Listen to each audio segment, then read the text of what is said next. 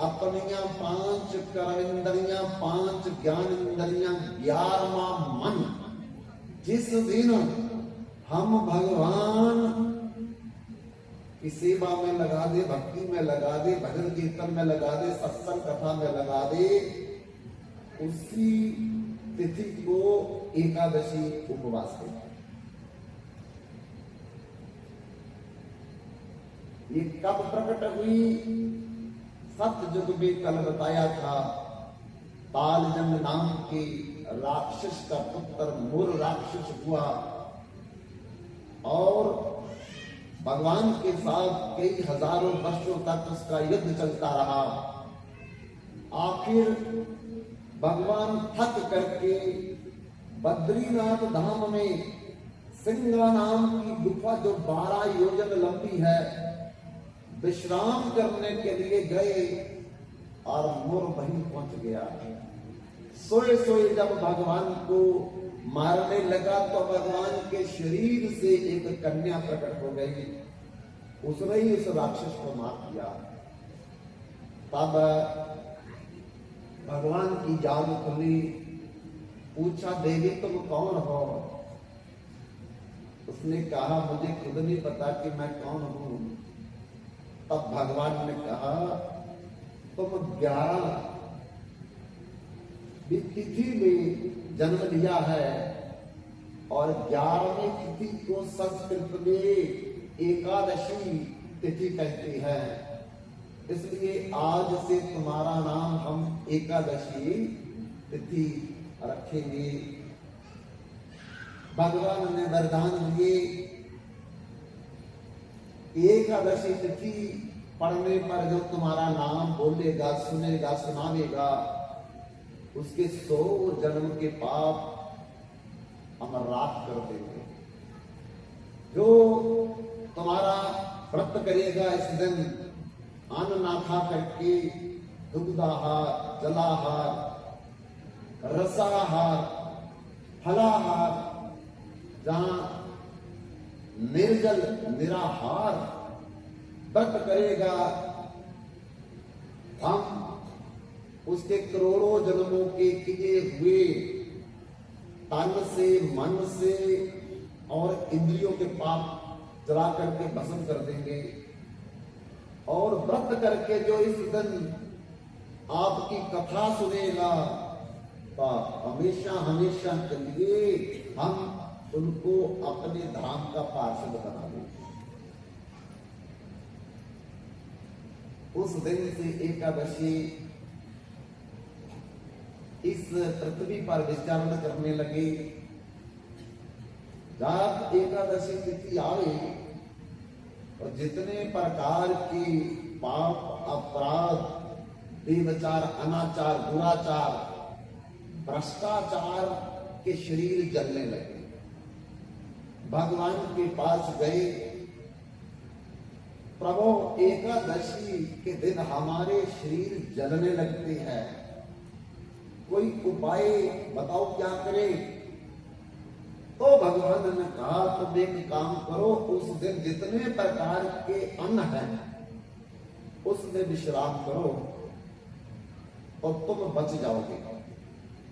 तब से जितने प्रकार के मातृ हत्या, पितृ हत्या, भ्रातृ हत्या, पति हत्या, पत्नी हत्या, गुरु हत्या, बाल हत्या, ब्रह्म हत्या, गो हत्या, ऋषि हत्या, जितने भी प्रकार के पाप हैं, अपराध हैं, ये आज के दिन एकादशी के दिन अन्न में विश्राम करते हैं।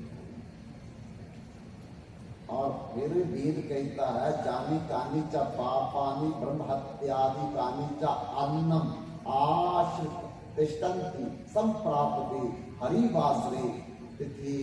इस विश्राम करने वाले जितने भी प्रकार के पाप, अपराध, अगर कोई एकादशी के दिन अन्न खाएगा तो फिर ये पाप का फल भी उसको भोगना पड़ेगा, क्योंकि अन्न में वो पाप भी खाने पड़ेंगे, साथ में उसमें विश्राम कर रहे हैं। तो ये तो भगवान की वाणी या मेरी वाणी नहीं है कि मैं अपने तरीके से आपको बोल रहा हूं। तो इसलिए एकादशी के दिन जो है अन्न नहीं खाना बस, बाकी फल खाओ, दूध खाओ, जल पियो, ड्राई फल खाओ, जितने भी प्रकार के फल हैं, कंद मूल, वो सब खा सकते हैं, लेकिन केवल अन्न जिसमें लग गया और नहीं खा सकते। खाएंगे और फिर उनके अंदर विश्राम करने वाले अनेकों प्रकार के जो पाप है, अपराध है, वो हमको पकड़ लेंगे, उसके फल हमको भोगने पड़ेंगे, वो हमारे खाते में जुड़ जाएंगे। तो बंधुओं, कल ऐसी चर्चा करते हुए हम लोगों ने कम से कम 3 प्रसंग बोले थे। कैसे एक राजा रानी पहले जन्म में वैश्य और दुराचारी थे, लेकिन एकादशी गलती से करने के कारण भगवान के पार्षद बन गए। कैसे 2 लड़के अपने लोभ के कारण काम करते करते अज्ञानवश एकादशी का व्रत करके जामपुरी से वापस आकर के जिंदा हो गए। कैसे स्वर्ग की मोहिनी नाम की अप्सरा को एक सेठानी ने अज्ञानवश एकादशी का व्रत का फल दे करके पूर्ण उसे स्वर्ग में भेज दिया।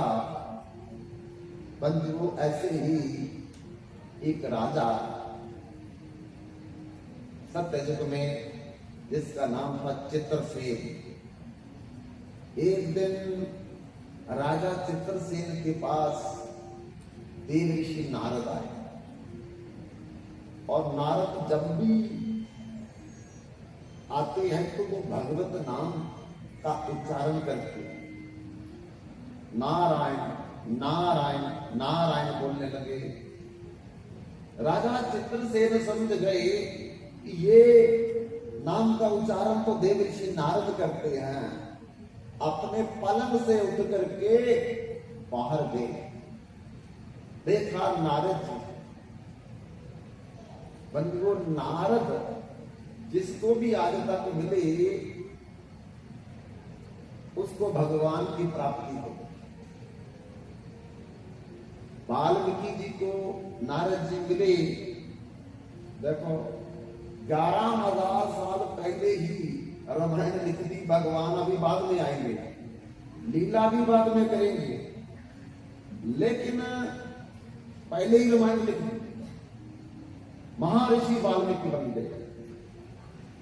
और व्यास जी, जिन्होंने 4 वेद, 6 शास्त्र, 18 पुराण, 108 उपनिषद, 555 वेदांत सूत्र, 1,00,000 श्लोक वाली महाभारत गुरु की कृपा से लिखा।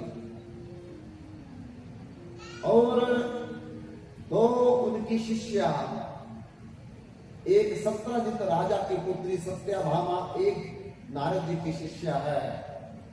एक राजा हिमाचल की पुत्री पार्वती, इनके गुरु भी देव ऋषि नारद। और 2 बालक हैं इनके शिष्य, एक प्रहलाद बालक और दूसरा ध्रुव बालक। सबको भगवान की प्राप्ति हुई है। वही नारद आज राजा चित्रसेन के महल के दरवाजे पर आए। राजा दौड़ करके अगुवाई करने के लिए गया और बड़ी मान और सम्मान के साथ नारद जी को अंदर लाया।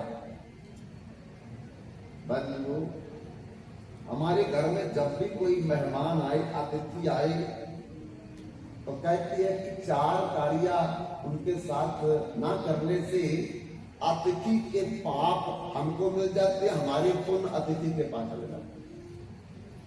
इसलिए 4 कार्य कोई भी मेहमान आए, अतिथि आए, हमें करने चाहिए। कौन कौन से? नंबर 1 आसन, नंबर 2 भाषण, नंबर 3 राशन, नंबर 4 भाषण। ये 4 काम करने चाहिए मेहमान के लिए। आसन का मतलब है जब वो आए उसे बैठने का कोई जगह हो, कुर्सी है, सेटी है, सोफा है। जब वो बैठ जाए तो फिर उसके लिए भाषण, मैंने बर्तन में जल ले आओ, कोई रस ले आओ। जब वो पिए फिर उसके बाद उसको राशन, मैंने भोजन खिलाओ, जो जगह योग्य हमारे पास है। फिर उसके बाद भाषण, बाबा पूछो कैसे आई, क्या काम है, परिवार कैसे है, व्यापार कैसे है, संसार कैसे है, कारोबार कैसे है, कब जाना है। पहले ही गेट पर मत पूछो कब जाओगे, अभी अंदर भी नहीं आया तो पहले पूछेंगे कब जाओगे। ये अच्छा तरीका नहीं है। तो चित्रसेन राजा ने देव ऋषि नारद को अंदर ला करके बिठाया, जलपान करवाया, भोजन सिखाया और फिर कैसे आपका पदार्पण हुआ मेरे महल में, आप बताइए। और नारद जी कहते कि राजन, मैं नरक से आ रहा हूं, जमपुरी से आ रहा हूं, जमराज के पास से। आप तो हिल गए राजा, जमपुरी से आने गए हैं ये महाराज, क्यों आ रहे हैं वहां से? हम भ्रमण करने के लिए गए थे वहां। जब भ्रमण करते करते करते एक जगह से गुजरे तो तुम्हारे पिता ने मेरे को पहचान लिया नरक में पड़े हुए, और तुम्हारे पिता मेरे पास दौड़ करके आए और मेरे चरण पकड़ लिए। देव ऋषि नारद जी, मेरा सौभाग्य कि आप नरक में आए हैं। मैं अनंत वर्षों से इस नरक में पड़ा। क्यों? मैंने बड़े बड़े व्रत किए थे, बड़े बड़े अनुष्ठान किए थे, बड़े बड़े यज्ञ किए थे, पर मैंने एकादशी व्रत नहीं किया था अपने जीवन में। मेरा सारा क्रिया कराया फेल हो गया, मैं नरक में पड़ा। तो बताओ मैं अब आपके लिए क्या करूं? और चित्रसेन के पिता ने कहा, देव ऋषि नारद, महिष्मती नगरी का राजा मेरा पुत्र है, जिसका नाम चित्रसेन है। उसके पास जाना, जब पृथ्वी पर जाओगे और कहना जो गलती तेरे पिता ने की है वो गलती तुम मत करना। तुम्हारे पिता ने सब कुछ किया पर एकादशी का व्रत कभी नहीं किया, फिर भी वो नरक में गिरा हुआ है। अब अगर तुम अपने पिता को नरक से बाहर निकालना चाहते हो तो अपनी पत्नी को लेकर के, बच्चों को लेकर के खुद व्रत करिए एकादशी का, और उसका संकल्प करके फल मेरे को दे दीजिए तो मेरा मंगल हो जाएगा। नारद की बात सुन करके चित्रसेन राजा ने उसी समय जो पहली एकादशी आई, खुद पत्नी बच्चों को लेकर के व्रत किया, व्रत का संकल्प करके उसका फल अपने पिता को दिया। बंधुओं, चमत्कार हो गया। उसी दिन चित्रसेन ने देखा कि उसके पिता विमान पर बैठ करके महल के ऊपर से गोलोक धाम जा रहे थे। आओ पुत्र से गतिर्नास्ति पुन्ना नाम नरकात् त्रायते इति पुत्रा। पुत्र का एक ही कर्तव्य है कि अपने माता पिता को नरक में गिरे है भगवान के धाम में पहुंचावे, क्योंकि आप पुत्र से गतिर्नास्ति, पुत्र के बिना माता पिता की कोई गति नहीं है। इसलिए पुत्रवती जुवती जग सोई, रघुपति भक्ति जास सुत होई। मां वही पुत्र कहलाने योग्य है जिसका पुत्र भगवान का भजन करने वाला है। जननी जने तो भक्त जने, जादाता जासूर, नहीं तो जननी भांज बली, बाहे गवावे दूर। अगर इन तीनों में पुत्र नहीं बन पाया तो ऐसा मां के लिए ठीक नहीं है।